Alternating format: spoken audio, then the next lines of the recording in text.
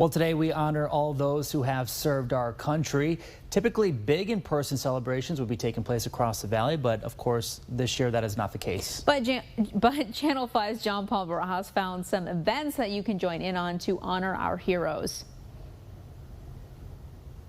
Good morning, guys. The pandemic has put a stop to a lot of celebrations, kind of like the ones that would be held here at the McAllen War Memorial, but Valley cities aren't letting it stop them from celebrating and paying tribute to our veterans.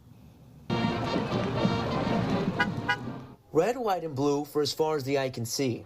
Cheerleaders, marching bands, and floats parading through Valley streets, all to show appreciation for the men and women who have risked their lives for our freedom. This is what Veterans Days in the past have looked like. Now the pandemic forcing us to deal with adversity. It's exactly what Edinburgh did. Governor Rick Perry calling it the hometown of heroes back in 2010. That's the nickname he gave the city for the two hometown heroes, Pedro Cano and Freddy Gonzalez.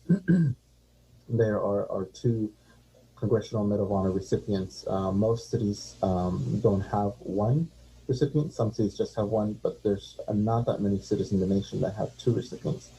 Edinburgh will be having a virtual parade honoring the city's veterans. Magdiel Castro with the city adds they'll also be presenting Congressional Medal of Honor recipient Sergeant Freddy Gonzalez's mom with a certificate of honor. Their event starts at 10 a.m. You can watch it on the city's website or cable 1300. Since we can't do traditional events, we decided that we wanted to honor our veterans with a fireworks show. They deserve some recognition and honor, especially right now through this difficult time.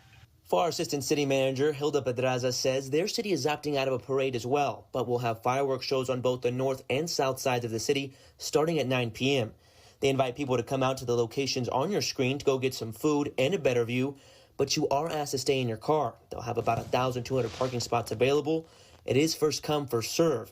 If you live in the area, you should be able to see the displays from your backyard or can tune in on the city's Facebook page. The show will last about 15 minutes.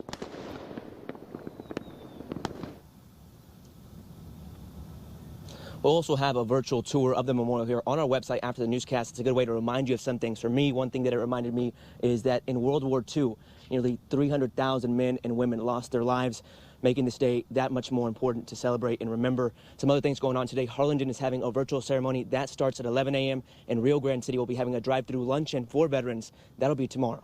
Live in McAllen, John Paul Barajas, Channel 5 News, this morning.